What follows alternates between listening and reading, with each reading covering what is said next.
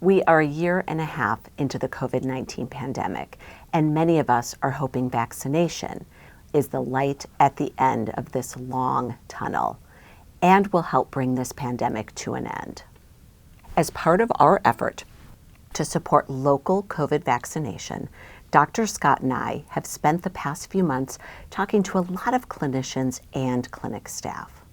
The pandemic has taken a unique toll on healthcare providers and healthcare systems since the very beginning.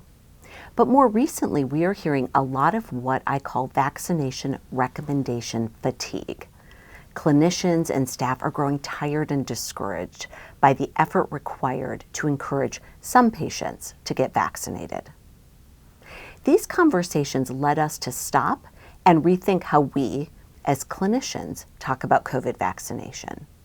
We're hoping these strategies will help ease your vaccine recommendation fatigue. First, your patient is your ally. The pandemic has been hard on everyone. When discussing COVID vaccination, this is a time to talk about the vaccine as a human, not a clinician.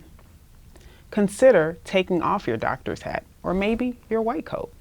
You can turn away from the computer and just be present. Invite your patient's voice into the room. We need to be willing to listen to what our patients have to say. Though this might sound time-consuming, this can be a very brief discussion. If you face resistance, be willing to roll with it. Don't get frustrated, and most importantly, don't take it personally if someone declines vaccination. Use personal stories, but again, don't take it personally. Research has shown that combating vaccine resistance with scientific data and statistics does not work and can actually lead to increased resistance. Instead, talk from personal experience. Talk about getting the vaccine yourself, or perhaps getting your children vaccinated. Share what it was like caring for individuals infected with COVID, or how concerned you've been about protecting your own family's health. And again, if someone declines vaccination, try not to take it personally. Vaccination is a personal decision for your patient, not a personal affront to you. Keep the conversations going.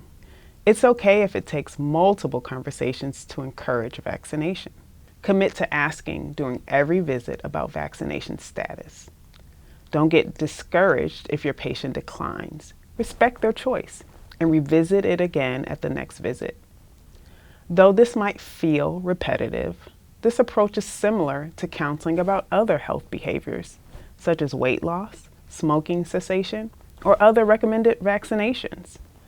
Changing these health behaviors takes time and repeated discussions. Now that everyone 5 years of age and older are eligible to receive a COVID-19 vaccine, we hope the light at the end of this pandemic tunnel is drawing closer. Thank you all for your hard work promoting COVID vaccination.